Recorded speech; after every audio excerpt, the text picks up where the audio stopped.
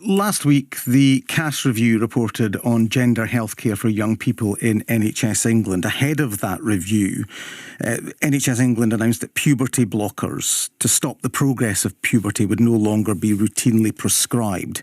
Do we need to stop using them in Scotland too? Well, first of all, I've read the Cass Review, and it's certainly worth people taking the time who are interested in this issue.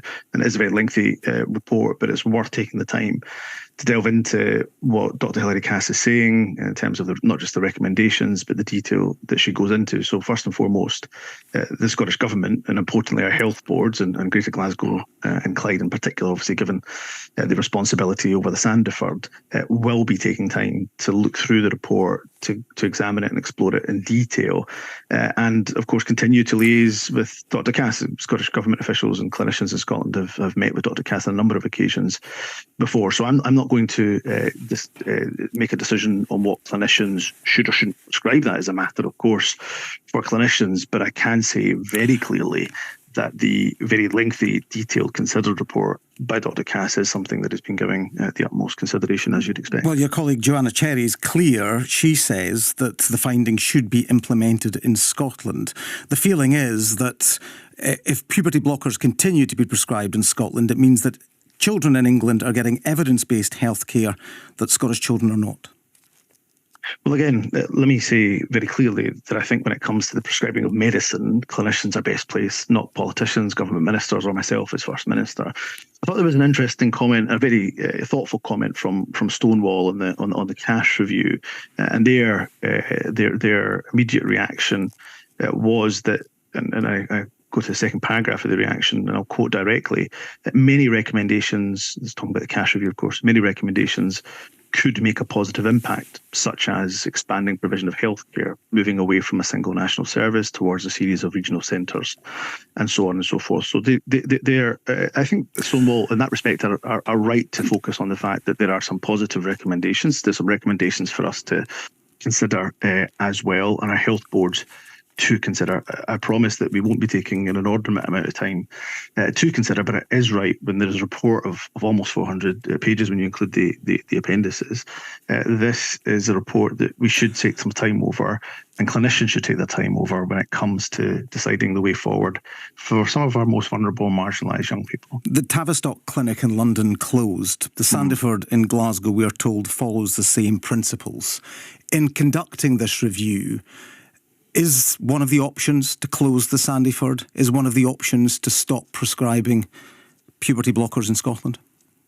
There are two different questions. In terms of the Sandiford, I don't believe that there's a case to close the Sandiford. Sandiford provides, we know, some exceptional health care to, again, some of those who are the most marginalised and vulnerable right across, not just young people, but we know across the spectrum. So there is, at the same time, of course, one of the key recommendations, which I've just actually referenced in the Stonewall response, is around perhaps more regional health centres. So that's something that is worth consideration, worth exploring, and we'll take some time to consider that in relation to Dr. Cass's review. In terms of puberty blockers, I just go back to what I've already said, and I hope it doesn't sound evasive in any way, shape or form, because it's not intended to be. It's simply the point that I think it is better for clinicians, those I do understand that, and you've made that point, but I do wonder to make a decision in about terms puberty of, blockers, but in terms of this review, or the First Minister. In terms of this review, is removing them part of that?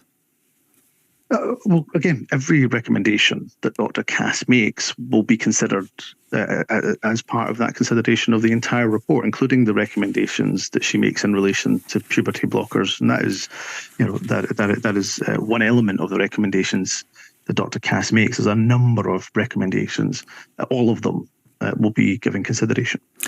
The Scottish Government's hate crime bill has had a rocky start, I think we can agree. There's a motion coming before the Parliament on Wednesday to start the process of repealing it. Is it time to reverse the decisions? Not at all. I mean, what we have seen with the introduction of the Hate Crime Act in the first week, and the first few days in particular, was a series, I think, of bad faith actors who decided to put in vexatious complaints, a number of vexatious complaints, in order to try to waste the police time, which is a pretty serious matter.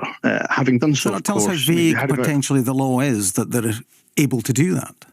No, it's pretty clear actually. The law, part of the law, of course, the Act just consolidates existing hate crime law that existed already. The extensions of offences, so for example, the new stirring up offences, which probably have gathered and garnered the most attention, well, they're very similar to the racial stirring up offence that existed and has existed for almost 40 years. The point is, you had a number of bad faith actors. I read the article by the Observer, which showed a leader of the far right, for example, encouraging vexatious complaints. Now, thankfully, those vexatious complaints have dropped down quite considerably. I mean, we had 7,000 complaints in the first week, I believe, of the Hate Crime Act being introduced. The daily complaints fell by about 90%. So they're falling. And as the Chief Constable and the Police Scotland have said, had a minimal impact on frontline policing. But let's go back to why we have a Hate Crime Act. We have a Hate Crime Act, Gary, because in 2021-22, we had almost 7,000 reports of hate crime. That's reports of people being abused because of their race, because of their disability, because of their sexuality, because they were Jewish or Muslim, because of their religion, and for a whole range of other characteristics. And that is why, for those who say that they have a zero tolerance approach to hatred, well, the law then must safeguard people in relation to that. And let's be abundantly clear. Carry on. Are you still with us? We seem to have lost our line there to Humza Yousaf. Let's see if we can get that sorted out and hopefully we can get back to him. It sounded as though the line was fairly stable, but unfortunately these things can happen in these moments. We'll get the First Minister back on the line and hopefully... First Minister back, that would be better. Mr Yousaf, you're back with us, I gather. No, that's fine. That's fine. I don't know how much of that you caught. But we lost that. I just wonder whether I could ask you specifically about the one area when you talk there about those who are covered by this hate crime bill. Of course, is it doesn't cover biological sex. Was that a mistake not to include misogyny the first time round? I think that's a really reasonable question, and there was consideration about whether to include sex or not, but it was actually women's groups, so groups that have represented women and girls not for years but decades, such as Women's Aid, such as Zero Tolerance Scotland, such as Engender Scotland, such as Rape Crisis Scotland, who met with me as Justice Secretary at the time and made the very public comment that they thought the Hate Crime Act was not the right framework. They thought it was too narrow a framework to cover the very wide-ranging, pervasive nature of misogyny. And they thought a standalone bill would be much better. And of course, we've consulted on a standalone bill, and that would cover some offences that are covered by Hate Crime Act, such as statutory aggravation, stirring up of hatred against women and girls. But it goes further than that. It looks at, for example, offences of misogynistic harassment and so on and so forth.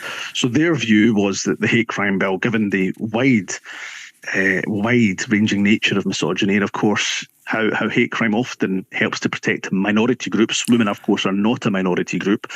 Their view was, and this is women's group's views, was that actually there should be a standalone bill. So ultimately I was persuaded by that, and ultimately, of course, Parliament was also persuaded. It was the view of some women's groups, because there were some women who did believe that misogyny should be covered by that. In terms of this new legislation, how much will it focus on biological sex? Will a misogyny law cover trans women? Well, again, I would refer you to Baroness Helena Kennedy's point here that women and girls will be protected. And of course, trans women will be protected as well, because they will often also be the ones who suffer from threats of rape, for example, or threats of disfigurement, for example. So as regards to misogyny law, trans women will be included as women in this, which of course is part of the issue for many, many women. Well, again, it may be the case that a trans woman, when, for example, they are walking down the street and a threat of rape is made against them, the man who's making the threat of rape against them doesn't know if they're a trans woman or woman. They're just or born women, a cis woman, for example. They will very simply make that threat because their perception of that person as a woman, regardless of whether they're trans women or cisgender. So for me, and Baroness Helena Kennedy goes into a bit of detail in this in the work that she had done for us in regards to the standalone bill, that should cover anybody who is the victim of such an offence. But we have, of course, consulted on this, and we intend to not just introduce the bill, but try to make speed with it, because there are, and put some urgency and pace behind it, because of the concerns that a number of women I know have raised around the hate crime bill not covering sex, the characteristic.